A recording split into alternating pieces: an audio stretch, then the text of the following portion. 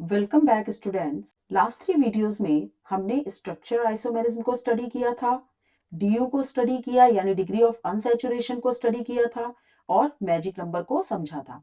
तो आज हम स्टीरियो आइसोमेरिज्म को स्टडी करेंगे। तो स्टार्ट करने से पहले जो लास्ट वीडियो में मैंने क्वेश्चन दिया था, पहले उसको डिस्कस कर लेते हैं। So the question was tautomerism exhibit in, तो ये जो दो कंपाउंड है इनमें टॉटोमेरिज्म एग्जिबिट करेगा या नहीं। तो चलिए देखते हैं। तो फर्स्ट कंपाउंड में इसको फर्स्ट कंपाउंड कर लेते हैं और इसको सेकंड। तो फर्स्ट कंपाउंड को यहां पर बना लेते हैं। तो यहाँ पे जो फंक्शनल ग्रुप है वो ये है। तो इस फंक्शनल ग्रुप से अटैच जो कार्बन है वो अल्फा कार्बन है and these carbon are sp3 hybridised. तो जैसा कि हमने लास्ट वीडियो में समझा था कि किसी भी कंपाउंड में टॉटोमेरिज्म एग्जिबिट करने की कंडीशन होती है that alpha carbon should be sp3 hybridised and alpha carbon should contain alpha hydrogen. तो यहाँ पे ये जो कार्बन है वो sp3 हाइब्रिडाइज्ड भी है और इससे जो अटैच हाइड्रोजन है वो अल्फा हाइड्रोजन अवेलेबल है, यहाँ पर भी है और यहाँ पे भी है। तो इन दोनों ही कार्बन के जो हाइड्रोजन है वो टॉटोमेरिज्म में इन्वॉल्व हो सकते हैं। तो यहाँ पर क्या होगा कि ये जो हाइड्रोजन है वो, इसको ऐसे नंबरिंग कर लेते हैं 1 2 3। तो हाइड्रोजन 1 नंबर पे शिफ्ट होगा और 1 2 का जो बॉन्ड है वो 2 3 पे शिफ्ट हो जाएगा। तो अब जो कंपाउंड फॉर्म होगा इट इज लाइक,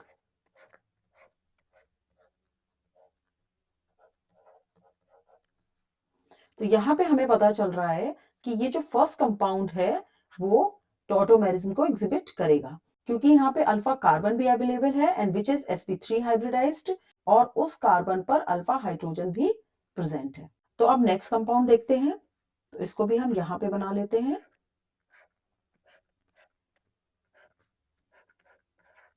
अब इस कंपाउंड में भी फंक्शनल ग्रुप ये है और इस फंक्शनल ग्रुप से अटैच जो कार्बन है ये 2 कार्बन है। अब यहाँ पे एक इंपॉर्टेंट पॉइंट है कि ये वाला जो कार्बन है वो sp3 हाइब्रिडाइज्ड है और ये वाला जो कार्बन है वो sp2 हाइब्रिडाइज्ड है। तो यहाँ पर हम किस कार्बन को कंसिडर करेंगे? तो यहाँ पर हम उस कार्बन को कंसिडर करेंगे जो कि sp3 हाइब्रिडाइज्ड होगा। अब इस कार्बन से अटैच जो हाइड्रोजन होगा ये हाइड्रोजन 1 पे शिफ्ट होगा, इसको नंबरिंग कर लो 1 2 3 और ये 1 2 का जो बॉन्ड है वो 2 3 पे शिफ्ट होगा। तो जो स्ट्रक्चर फॉर्म होगी it is like,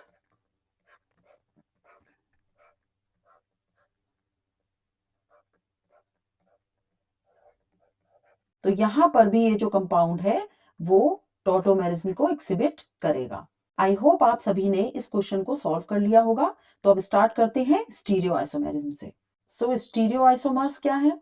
stereo isomers are compound that have same molecular formula and same structure formula but different in 3 dimensional arrangement of atoms in space, यानी कि इनके स्पेशियल अरेंजमेंट जो होंगे वो डिफरेंट होंगे।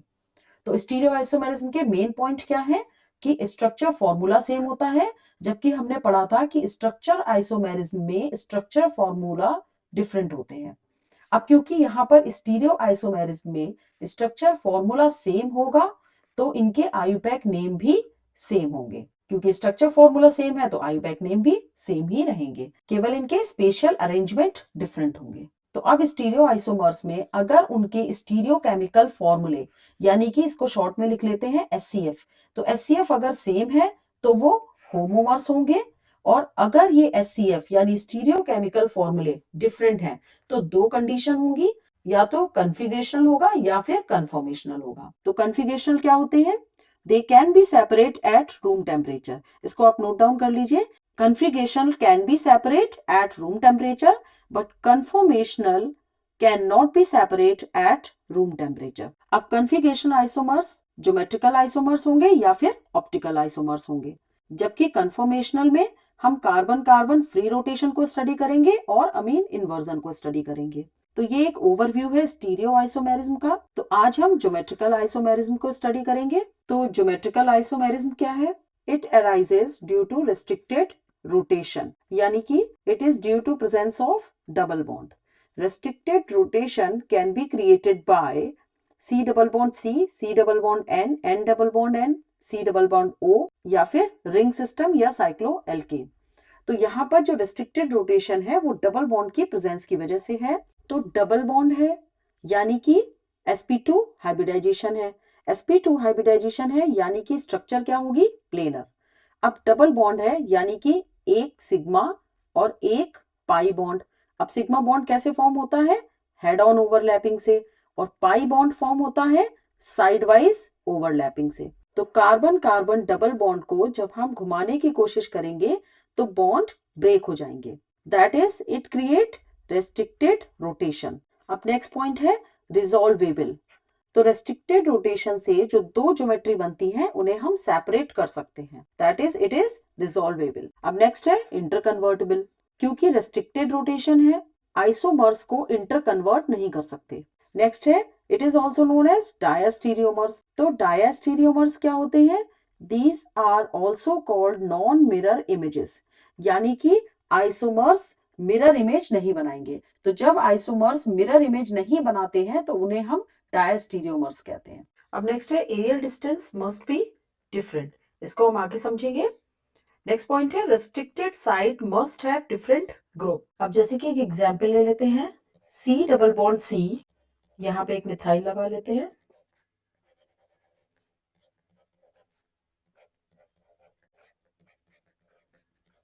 और यहाँ पे मिथाइल अपोजिट साइड में लगा लेते हैं। तो दोनों ही कंपाउंड्स में जो रेस्ट्रिक्टेड साइड है, यानी कि ये दोनों कार्बन, ये कार्बन भी sp2 हाइब्रिडाइज्ड है और ये वाला कार्बन भी sp2 हाइब्रिडाइज्ड है। तो हमें दोनों ही कार्बन को चेक करना है। हर कार्बन पर जो अटैच ग्रुप है वो डिफरेंट होने चाहिए। जीआई तभी एग्जिबिट करेगा, इसको हम एक जनरल फॉर्मूले में इस तरीके से लिख लेते हैं। यहाँ पे एक ग्रुप सपोज ए है, ये बी लिख लेते हैं, यहाँ पर डी और यहाँ पे ई। तो A should not be equal to B and D should not be equal to E. तो रेस्ट्रिक्टेड साइट के दोनों ही कार्बन पर डिफरेंट ग्रुप्स होने चाहिए। अगर ग्रुप डिफरेंट है तभी जीआई एग्जिबिट करेगा। अगर किसी एक भी कार्बन पर दोनों ग्रुप सेम आ जाएंगे तो जीआई एग्जिबिट नहीं करेगा। जीआई मतलब ज्योमेट्रिकल आइसोमेरिज्म एग्जिबिट नहीं करेगी। अब एरियल डिस्टेंस क्या है, सपोज दो मिथाइल के बीच की डिस्टेंस को हम L1, इसको L1 और ये जो अपोजिट है इसको हम L2 मान लें। तो क्योंकि ये मॉलिक्यूल सेम प्लेन में है तो L1 is not equal to L2। Suppose ये एक प्लेन है, यहां पर अगर ये डिस्टेंस L1 है और ये डिस्टेंस L2 है तो L1 is not equal to L2। तो aerial distance must be different. अब एक क्वेश्चन कर लेते हैं।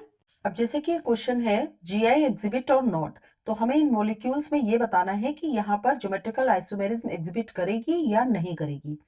तो चलिए देखते हैं। तो फर्स्ट कंपाउंड में ये रेस्ट्रिक्टेड साइट है और हर एक कार्बन पर हम चेक करेंगे। तो पहले इस कार्बन पे चेक करते हैं। तो इस कार्बन से जो अटैच ग्रुप्स हैं, ये एक मिथाइल ग्रुप अटैच है और एक हाइड्रोक्सिल ग्रुप अटैच है। तो ये दोनों ही ग्रुप डिफरेंट है। अब ये वाले कार्बन में देखते हैं, तो इस कार्बन पर भी एक मिथाइल ग्रुप है और एक ब्रोमीन है। तो यानी कि यहाँ पर जीआई एग्जिबिट करेगी क्योंकि रेस्ट्रिक्टेड साइट के दोनों ही कार्बन पर डिफरेंट ग्रुप है। अब नेक्स्ट कंपाउंड में देखते हैं, यहाँ पर ये रेस्ट्रिक्टेड साइट है और इस कार्बन से एक मिथाइल ग्रुप अटैच है और एक हाइड्रोजन। तो यानी ये ग्रुप डिफरेंट है। और यहाँ पर नाइट्रोजन में एक लोन पेयर है, इसको भी एक फंक्शनल ग्रुप कंसिडर कर लेते हैं, और यहाँ पर एक हाइड्रोजन। तो यहाँ पर भी ग्रुप्स डिफरेंट है, ये ग्रुप भी डिफरेंट है और यहाँ पर भी। तो यहाँ पर भी जीआई एग्जिबिट करेगा। अब पहले हम केस 1 देखेंगे, यानी कि कार्बन डबल बॉन्ड कार्बन के अराउंड ज्योमेट्रिकल आइसोमेरिज्म को डिस्कस करेंगे। तो जैसे कि फर्स्ट एग्जांपल में यहाँ पे जो रेस्ट्रिक्टेड साइट है वो ये है। अब हर एक कार्बन पर हमें अलग अलग चेक करना है। तो फर्स्ट कार्बन पर यहाँ पर ये मिथाइल ग्रुप है, यहाँ पर मिथाइल ग्रुप है, यानी इस कार्बन पर सेम ग्रुप अटैच है। सेकेंड कार्बन पर देखते हैं, तो यहाँ पर भी एक हाइड्रोजन है और दूसरी तरफ भी हाइड्रोजन है, यानी सिमिलर ग्रुप अटैच है। तो ये जीआई एग्जिबिट नहीं करेगा। अब नेक्स्ट में देखते हैं, तो यहाँ पर ये रेस्ट्रिक्टेड साइट है, कार्बन डबल बॉन्ड कार्बन। तो फर्स्ट कार्बन के लिए इस पर 2 मिथाइल अटैच है, सेकेंड कार्बन पे 1 हाइड्रोजन और 1 ब्रोमीन है। अब जैसा कि मैंने बताया था कि अगर एक भी कार्बन पर सिमिलर ग्रुप आ जाते हैं तो वो जीआई एग्जिबिट नहीं करता है, तो ये भी कंपाउंड जीआई एग्जिबिट नहीं करेगा। अब नेक्स्ट देखते हैं। तो यहाँ पर ये रेस्ट्रिक्टेड साइट है और इस वाले कार्बन पर एक तरफ हाइड्रोजन है और दूसरा ब्रोमीन है। सेकेंड कार्बन पे देखते हैं तो यहाँ पर ये क्लोरीन है और दूसरा भी क्लोरीन है। तो क्योंकि सिमिलर ग्रुप आ गए हैं तो एक भी कार्बन पर अगर दोनों ग्रुप सिमिलर हैं तो वो जीआई एग्जिबिट नहीं करेगा। अब फोर्थ एग्जाम्पल देखते हैं। तो यहाँ पर फर्स्ट वाले कार्बन पे एक फ्लोरीन है और एक क्लोरीन है, यानी दोनों ग्रुप डिफरेंट है। सेकेंड कार्बन पर एक ब्रोमीन है और एक आयोडीन है, यानी यहाँ पर भी दोनों ग्रुप डिफरेंट है, तो ये जीआई एग्जिबिट करेगा। अब नेक्स्ट में देखते हैं। इस कंपाउंड में ये रेस्ट्रिक्टेड साइट है, तो इस रेस्ट्रिक्टेड साइट के ये 2 कार्बन है, इसके दोनों ग्रुप हम चेक करेंगे। तो यहाँ पर ये मिथाइल है, इसको हम यहाँ पे CH3 इधर लिख लेते हैं, और ये हाइड्रोजन है। और इस वाले कार्बन पर ये पूरा एक एल्किल ग्रुप है और यहाँ पर हाइड्रोजन को लिख लेते हैं, ये हाइड्रोजन है। तो इस वाले कार्बन के दोनों ग्रुप डिफरेंट है और इस वाले कार्बन के ये पूरा एल्किल ग्रुप और इधर हाइड्रोजन, तो यानी कि दोनों ही कार्बन के ग्रुप डिफरेंट है, तो ये जीआई एग्जिबिट करेगा। अब देखते हैं types of geometrical isomerism in C double bond C। तो फर्स्ट है cis and trans. If similar group are on the same side then cis, otherwise trans. तो यहाँ पर सिमिलर ग्रुप अगर रेस्ट्रिक्टेड साइड के सेम साइड है तो ये होगा सिस। अगर सिमिलर ग्रुप रेस्ट्रिक्टेड साइड के अपोजिट है तो ट्रांस। जैसे कि यहाँ पर ये रेस्ट्रिक्टेड साइट है और यहाँ पर इस कार्बन से अटैच ये एक मिथाइल ग्रुप है, एक ब्रोमीन है, और दूसरे कार्बन पर सिमिलर ग्रुप मिथाइल है और हाइड्रोजन है। तो ये मिथाइल और मिथाइल सेम साइड है, तो यानी ये हो जाएगा सिस। अब इस वाले में ये मिथाइल और मिथाइल अपोजिट साइड में है, यानी ये हो जाएगा ट्रांस। अब नेक्स्ट है ज़ूज़रमैन इंजिगन रूल। तो जब सिस और ट्रांस का कंसेप्ट फेल हो जाता है तो नेक्स्ट आता है ज़ूज़रमैन इंजिगन रूल। तो Cahn Ingold Prelog priority rule के according higher atomic number will get higher priority. तो जैसे कि इस कंसेप्ट में यहाँ पर ये रेस्ट्रिक्टेड साइट है और रेस्ट्रिक्टेड साइट के दोनों कार्बन पर 4 अलग ग्रुप लगे हुए हैं। तो यहाँ पर हम देखेंगे कि जिसका एटॉमिक नंबर हाई होगा उसको प्रायोरिटी ज्यादा देंगे। जैसे कि इस कार्बन से एक नाइट्रोजन लगा है और एक कार्बन है, तो कार्बन और नाइट्रोजन में नाइट्रोजन की प्रायोरिटी ज्यादा होगी क्योंकि इसका एटॉमिक नंबर ज्यादा होता है। और इस कार्बन में एक हाइड्रोजन है और एक ब्रोमीन है, तो हाइड्रोजन और ब्रोमीन में ब्रोमीन की प्रायोरिटी ज्यादा होगी। तो यहाँ पे 2 प्रायोरिटी ग्रुप अपोजिट साइड है, तो यानी कि यहाँ पर इंजिगन होगा यानी ई, क्योंकि Z यूज करते हैं सेम साइड के लिए और इंजिगन यानी ई यूज करते हैं अपोजिट साइड के लिए, तो यहां पर ई होगा। अब नेक्स्ट रूल है if atomic number of first atom is same then go for the next atom and apply rule number 1। जैसे कि इस एग्जाम्पल में ये रेस्ट्रिक्टेड साइट है, तो अब इस वाले कार्बन पे एक हाइड्रोजन अटैच है और एक क्लोरीन अटैच है, तो हाइड्रोजन और क्लोरीन में क्लोरीन की प्रायोरिटी ज्यादा होगी क्योंकि इसका एटॉमिक नंबर हाइड्रोजन से ज्यादा होता है। अब इस वाले कार्बन में यहाँ पर एक एथिल ग्रुप है और एक मिथाइल है, तो इसको हम इस तरीके से लिख लेते हैं, यहाँ पे हाइड्रोजन और क्लोरीन, इसकी प्रायोरिटी क्लोरीन की ज्यादा होगी। और यहाँ पर C, इसको ओपन करके लिख लेते हैं CH3 और यहाँ पर CH3। तो इस वाले कार्बन में तो क्लोरीन की प्रायोरिटी ज्यादा है, लेकिन इस वाले कार्बन में जो ग्रुप अटैच हैं उनमें फर्स्ट एटम दोनों ही कार्बन है, यहाँ पे भी कार्बन है और यहाँ पर भी कार्बन है। तो फर्स्ट एटम अगर सेम है then go for the next atom. तो अब नेक्स्ट एटम कौन सा होगा, तो नेक्स्ट एटम हम वो लेंगे जिसका एटॉमिक नंबर ज्यादा होगा।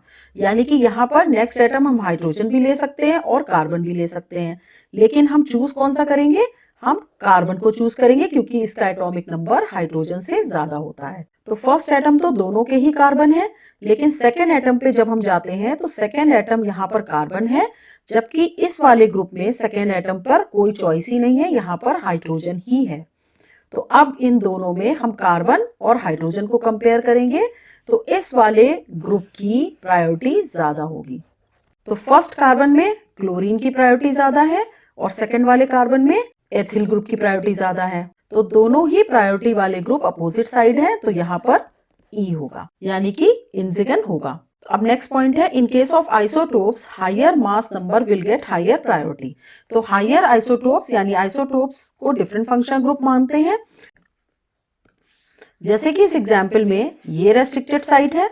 अब यहाँ पर इस कार्बन से अटैच दोनों ही कार्बन है, यहाँ पर भी कार्बन है और यहाँ पर भी कार्बन है, लेकिन यहाँ पे C12 है और यहाँ पर C14 है। तो जो आइसोटोप हायर मास नंबर का होगा that will get higher priority. तो इस वाले कार्बन में प्रायोरिटी किसे देंगे? C14 को। अब इस वाले कार्बन में एक हाइड्रोजन अटैच है और एक ड्यूटेरियम अटैच है, तो हाइड्रोजन और ड्यूटेरियम में हम ड्यूटेरियम को प्रायोरिटी देंगे। तो दोनों ही प्रायोरिटी वाले ग्रुप सेम साइड है, तो यहाँ पर Z होगा। अब नेक्स्ट पॉइंट में कार्बन कार्बन के बीच अगर ट्रिपल बॉन्ड है, डबल बॉन्ड है या सिंगल बॉन्ड है, यानी सिमिलर एटम के बीच में अगर ट्रिपल बॉन्ड है तो ट्रिपल बॉन्ड की प्रायोरिटी ज्यादा होगी, उसके बाद डबल की और उसके बाद सिंगल बॉन्ड की, but atom should be same. लेकिन अगर suppose C double bond O है और C ट्रिपल बॉन्ड C है, तो यहाँ पर नेक्स्ट एटम ऑक्सीजन है, तो यहाँ पर priority C double bond O की होगी। सपोज अगर C डबल बॉन्ड O है और C ट्रिपल बॉन्ड N है, तब उस केस में भी C डबल बॉन्ड O की प्रायोरिटी ज्यादा होगी। अब जैसे कि इस एग्जाम्पल में ये रेस्ट्रिक्टेड साइट है और इस रेस्ट्रिक्टेड साइट के इस कार्बन पर जो अटैच ग्रुप हैं उनमें डबल या ट्रिपल बॉन्ड है। तो क्योंकि डबल और ट्रिपल बॉन्ड आप देख रहे हैं कि दोनों ही सिमिलर एटम के बीच हैं, तो डबल और ट्रिपल बॉन्ड में ट्रिपल बॉन्ड की प्रायोरिटी ज्यादा होगी, तो यहाँ पे इसको प्रायोरिटी देंगे। और सेकंड कार्बन पर जो ग्रुप अटैच है उसमें एक एल्डिहाइड ग्रुप है, यानी कि C double bond O H group present है। ये एल्डिहाइड ग्रुप यहाँ पर प्रेजेंट है और ये C triple bond C present है, यानी सिमिलर एटम के बीच में ट्रिपल बॉन्ड प्रेजेंट है। तो यहाँ पर हम प्रायोरिटी किसे देंगे? C डबल बॉन्ड O को। तो यहाँ पे प्रायोरिटी हो जाएगी इस ग्रुप की। अब दोनों ही प्रायोरिटी वाले ग्रुप सेम साइड है, तो यहाँ पर होगा Z। अब इससे रिलेटेड कुछ एग्जांपल्स कर लेते हैं, जैसे कि तो अब फर्स्ट कंपाउंड में ये रेस्ट्रिक्टेड साइड है और इस कार्बन से अटैच एक ब्रोमीन है और एक आयोडीन है। तो यहाँ पे ब्रोमीन और आयोडीन में एटॉमिक नंबर किसका हाई होता है? आयोडीन का, तो इसको प्रायोरिटी देंगे। और इस कार्बन में फ्लोरीन और क्लोरीन में से क्लोरीन को प्रायोरिटी देंगे। तो क्योंकि दोनों प्रायोरिटी ग्रुप सेम साइड है, तो यहाँ पर होगा Z।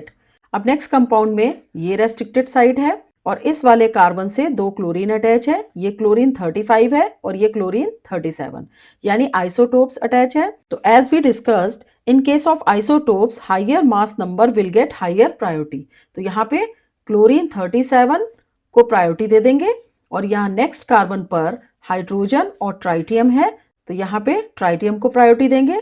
अब क्योंकि दोनों प्रायोरिटी वाले ग्रुप सेम साइड है, तो यहाँ पर Z होगा। अब नेक्स्ट थर्ड कंपाउंड में देखते हैं, यहाँ पर इस वाले कार्बन पर ड्यूटेरियम है और हाइड्रोजन है, तो यहाँ पर ड्यूटेरियम को प्रायोरिटी हो जाएगी। और इस कार्बन में COOK और CH3, तो दोनों ही ग्रुप के फर्स्ट एटम कार्बन है, लेकिन नेक्स्ट एटम इसमें ऑक्सीजन है और इसमें हाइड्रोजन है, तो प्रायोरिटी किसको हो जाएगी? इस ग्रुप को। अब यहाँ पर भी दोनों प्रायोरिटी ग्रुप सेम साइड है, तो यहाँ पर भी Z होगा। तो इस तरीके से हम क्वेश्चंस को सॉल्व कर लेंगे। अब नेक्स्ट है केस 2। इसमें C डबल बॉन्ड N और C डबल बॉन्ड O में Gi कैसे एग्जिबिट करता है, इसको हम स्टडी करेंगे। जैसे कि इस कंपाउंड में ये रेस्ट्रिक्टेड साइट है C डबल बॉन्ड N। अब नाइट्रोजन पर एक लोन पेयर है और एक तरफ NH2 ग्रुप है। कार्बन पर एक मिथाइल है और एक इथाइल है, तो यानी कि चारों ही डिफरेंट है, तो Gi एग्जिबिट करेगा। यहाँ पर हम ये चेक करेंगे कि कार्बन पर जो दो ग्रुप लगे हैं दोनों ही ग्रुप डिफरेंट होने चाहिए। तो इसको मैंने एक कॉमन फॉर्म में यहाँ पे लिख दिया है। यहाँ पर C है, तो कार्बन से सपोज एक ग्रुप A अटैच है और दूसरा ग्रुप B अटैच है, तो A और B शुड बी डिफरेंट। अब यहाँ पे देखिए, यहाँ पे ये C डबल बॉन्ड N, ये रेस्ट्रिक्टेड साइट है। अब नाइट्रोजन पर एक लोन पेयर है और एक OH है, तो ये डिफरेंट है। अब कार्बन पर एक इथाइल है और दूसरा ग्रुप भी इथाइल ही है, इसको मैंने ET लिख दिया है। अब क्योंकि कार्बन पर दोनों ग्रुप सिमिलर है, तो यहाँ पर GI एग्जिबिट नहीं करेगा। Similarly C double bond O के केस में यहाँ पर भी चारों ग्रुप डिफरेंट होने चाहिए। कार्बन से अटैच दोनों ही ग्रुप अगर डिफरेंट हैं तो GI एग्जिबिट करेगा। यहाँ पर ऑक्सीजन पर एक प्लस चार्ज आएगा क्योंकि नाइट्रोजन 3 बॉन्ड बनाता है, ऑक्सीजन 2 से ज्यादा जब बॉन्ड बनाता है तो इस पे प्लस चार्ज आ जाता है। अब नेक्स्ट है types of geometrical isomerism in C double bond N and C double bond O। तो इसमें सिन और एंटी होगा और इसको हम ऑक्सिम्स में स्टडी करेंगे। तो ऑक्सिम्स क्या होते हैं कि जब कोई कार्बोनिल ग्रुप हाइड्रोक्सिल अमीन से रिएक्ट करता है तो एक वाटर मॉलिक्यूल रिमूव होता है और जो प्रोडक्ट फॉर्म होता है उसे हम ऑक्सिम कहते हैं। अगर कार्बोनिल ग्रुप से एक हाइड्रोजन और एक एल्किल ग्रुप अटैच है तो एल्डोक्सिम फॉर्म होगा, और अगर दोनों ही एल्किल ग्रुप अटैच है तो कीटोक्सिम फॉर्म होगा।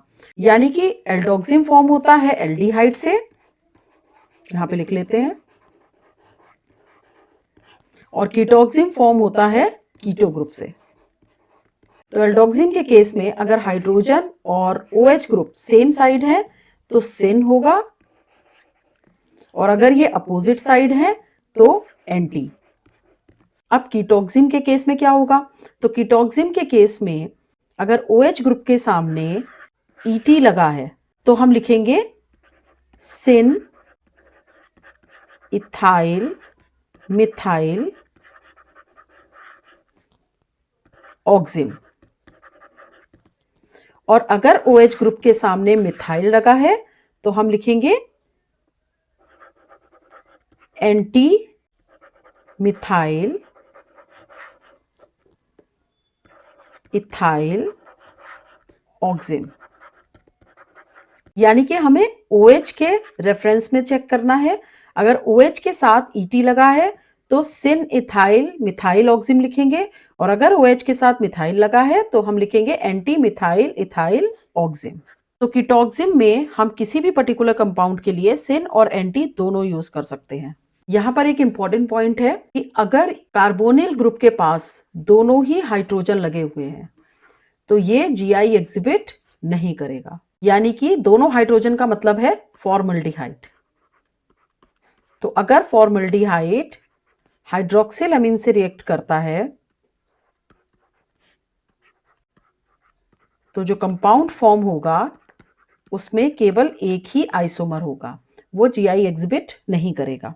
अब हम केस 3 को स्टडी करेंगे। इसमें हम एजो कंपाउंड में ज्योमेट्रिकल आइसोमेरिज्म को स्टडी करेंगे। तो अब एजो कंपाउंड क्या होता है? N double bond N। अब यहाँ पर इस एग्जाम्पल में N double bond N azo compound है और यहाँ पर ये रेस्ट्रिक्टेड साइट है। इस रेस्ट्रिक्टेड साइट के दोनों नाइट्रोजन में, इस नाइट्रोजन में एक लोन पेयर है और एक हाइड्रोजन है, दूसरे वाले नाइट्रोजन में यहाँ पर भी एक लोन पेयर है और एक हाइड्रोजन है, तो ये GI एग्जिबिट करेगा। इस कंपाउंड में देखते हैं, यहाँ पर एजो कंपाउंड के एक नाइट्रोजन पर लोन पेयर है और एक तरफ फिनाइल है, दूसरे नाइट्रोजन पर भी एक लोन पेयर है और एक फिनाइल है, तो दोनों ही नाइट्रोजन में अलग अलग ग्रुप लगे हुए हैं, यहाँ पर भी GI एग्जिबिट करेगा। तो हम ये कह सकते हैं कि एजो कंपाउंड हमेशा GI एग्जिबिट करता है। ये बहुत ज्यादा इंपॉर्टेंट नहीं है, लेकिन हम इसको समझ लेते हैं कि एजो कंपाउंड हमेशा GI एग्जिबिट करता है। अब कैसे करता है? तो अब एजो कंपाउंड में अगर हाइड्रोजन सेम साइड है तो सिन होगा, और अगर हाइड्रोजन अपोजिट साइड है तो एंटी होगा। देखते हैं केस 4, यानी कि GI एग्जिबिशन इन साइक्लोएल्केन यानी कि रिंग कंपाउंड्स। तो अब इसमें साइक्लोप्रोपेन का एग्जाम्पल लिया गया है। इसमें हर कार्बन पर 2 हाइड्रोजन अटैच है, एक अबव द प्लेन है और एक बिलो द प्लेन। तो इसको हमने इस तरीके से लिख लिया है, इसको डैश वैश फॉर्मूला भी बोलते हैं। इसमें ये अबव द प्लेन शो कर रहा है और ये जो डैश है ये बिलो द प्लेन को शो कर रहा है। तो अब अगर हम साइक्लोप्रोपेन में एक हाइड्रोजन को रिमूव करके सपोज एक डिफरेंट ग्रुप लगा दें, तो क्या ये जीआई एग्जिबिट करेगा? तो इस केस में ये जीआई एग्जिबिट नहीं करेगा, क्योंकि अगर हम इसकी 3D इमेज को देखेंगे तो उसमें सभी एटम्स की जो रिलेटिव पोजीशन है वो सेम ही दिखती है। इसको हम इस तरीके से भी बना सकते हैं। सपोज ये साइक्लोप्रोपेन है, ये 3 कार्बन है साइक्लोप्रोपेन के, और हर एक कार्बन पर 2 हाइड्रोजन लगे हुए हैं। एक हाइड्रोजन अबव द प्लेन है और एक बिलो द प्लेन, यानी एक डार्क में है और एक डैश में है। ये दो हाइड्रोजन बना लेते हैं। अब यहाँ पे सपोज इस एक हाइड्रोजन को रिमूव करके हम कोई ग्रुप ए लगा दें, तो ये इस तरीके से हो जाएगा। यहाँ पर ए और बाकी अंडरस्टूड कर लेते हैं, ये सब हाइड्रोजन लगे हुए हैं। तो इस स्ट्रक्चर को अगर हम ध्यान से देखें तो यहाँ पर कोई भी नई स्ट्रक्चर फॉर्म नहीं हो रही है। इस ए को यानी इस डिफरेंट ग्रुप को आप यहाँ पर लगाएं, या फिर इस हाइड्रोजन को हटा के यहाँ पे लगाएं, या यहाँ पे लगाएं, या यहाँ पे लगाएं।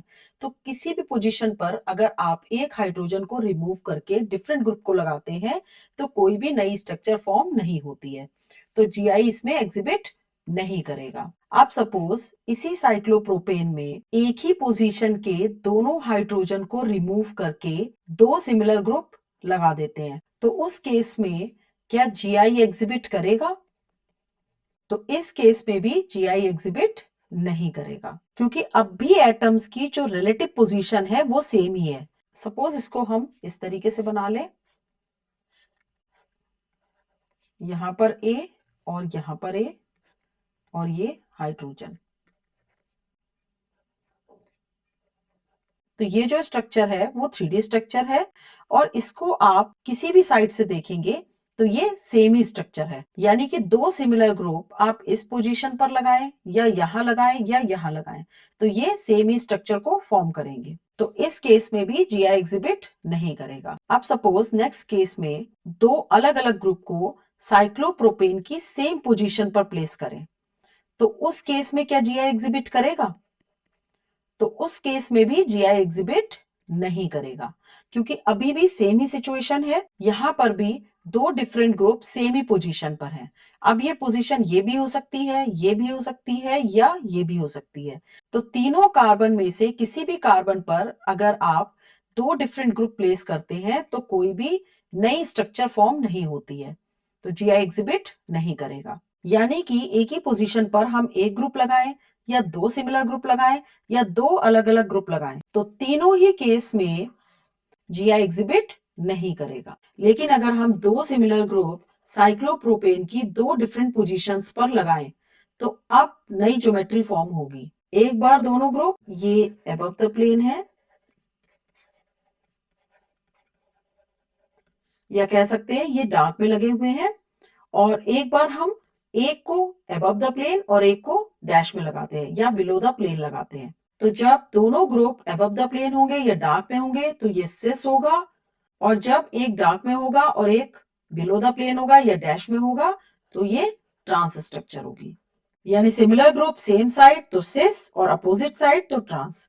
तो यानी कि इसमें जीआई एग्जिबिट करेगा और इसके 2 आइसोमर फॉर्म होंगे। अब नेक्स्ट सिचुएशन में हम एक ग्रुप डिफरेंट कर देते हैं, यानी कि 2 डिफरेंट ग्रुप को साइक्लोप्रोपेन की 2 डिफरेंट पोजीशन पे प्लेस करेंगे। तो अभी भी सिचुएशन सेम ही है, एक बार दोनों डार्क में और एक बार एक डार्क में और एक डैश में। यानी जब दोनों अबव द प्लेन होंगे तो सिस, और जब एक अबव द प्लेन और एक बिलो द प्लेन यानी कि एक डार्क में और एक डैश में होगा तो ट्रांस। तो जब 2 सिमिलर ग्रुप या 2 डिफरेंट ग्रुप साइक्लोप्रोपेन की 2 डिफरेंट पोजीशन पर प्लेस होते हैं तो जीआई एग्जिबिट करेगा और इसके 2 पॉसिबल आइसोमर होंगे। अब सपोज 3 सिमिलर ग्रुप साइक्लोप्रोपेन की तीनों डिफरेंट पोजीशन पर प्लेस करें तो क्या जीआई एग्जिबिट होगा? तो उस केस में तो एक बार तीनों डार्क में होंगे यानी कि अबव द प्लेन होंगे, और एक बार एक डार्क में और बाकी दोनों डैश में, तो टोटल 2 आइसोमर पॉसिबल होंगे। यानी कि इस केस में जीआई एग्जिबिट करेगा और टोटल 2 आइसोमर पॉसिबल होंगे। यानी कि एक बार तीनों को अबव द प्लेन और एक बार एक को अबव द प्लेन और बाकी दोनों डैश में चले जाएंगे। अब अगर आप सोच रहे हैं कि हम इस वाले ए को अबव द प्लेन करेंगे तो ये दोनों डैश में चले जाएंगे, इसको अबव द प्लेन करेंगे तो ये दोनों डैश में चले जाएंगे, यानी कि सभी सिचुएशन में स्ट्रक्चर सेम ही रहेगी। तो टोटल 2 ही आइसोमर पॉसिबल होंगे। लेकिन अगर हम 2 ग्रुप सिमिलर लेते हैं और एक ग्रुप डिफरेंट लेते हैं तो अब इस सिचुएशन में क्या पॉसिबिलिटी है, एक बार तीनों को डार्क में ले लेते हैं, एक बार ए को डार्क में लेते हैं तो बाकी दोनों डैश में चले जाएंगे, यहाँ पर ए है, और एक बार बी को डार्क कर लेते हैं तो दोनों ए डैश में चले जाएंगे। अब अगर हम इस वाले ए को डार्क में करते हैं तो ये दोनों डैश में चले जाएंगे, यानी कि सेम ही स्ट्रक्चर बनेगी। तो अब इस केस में जीआई एग्जिबिट करेगा और टोटल 3 आइसोमर पॉसिबल होंगे। एक बार तीनों डार्क में, एक बार ए डार्क में और एक बार बी डार्क में, यानी कि जिसको भी हम डार्क में करेंगे बाकी दोनों डैश में चले जाएंगे। तो टोटल 3 आइसोमर पॉसिबल है। अब अगर तीनों ग्रुप डिफरेंट लगा देते हैं तो अब इस सिचुएशन में एक बार तीनों डार्क में, एक बार ए को डार्क कर लेते हैं, एक बार बी को डार्क करेंगे और एक बार सी को डार्क करेंगे, यानी जिस किसी को भी हम डार्क करेंगे बाकी दोनों डैश में चले जाएंगे। जब ए को डार्क करेंगे तो बी और सी डैश में जाएंगे, जब बी को डार्क करेंगे तो ए और सी डैश में जाएंगे, और जब सी को डार्क करेंगे तो ए और बी डैश में चले जाएंगे।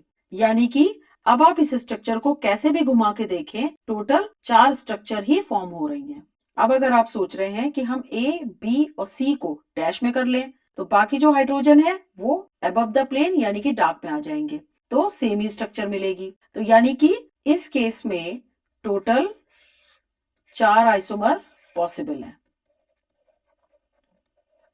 आप इसको याद कर लीजिए कि जब तीनों ग्रुप सिमिलर होंगे तो टोटल 2 आइसोमर पॉसिबल होंगे, जब 2 सिमिलर और एक डिफरेंट करेंगे तो 3 आइसोमर पॉसिबल होंगे, और जब तीनों ही डिफरेंट ग्रुप होंगे तो टोटल 4 आइसोमर पॉसिबल होंगे। So that's all for today. Before we end, here is today's question, find total number of isomers. तो ये 3 कंपाउंड्स हैं, इनमें आपको total number of isomers calculate करने हैं। Try to solve it. We will discuss it in the next video. So stay tuned and don't miss any part. Bye bye.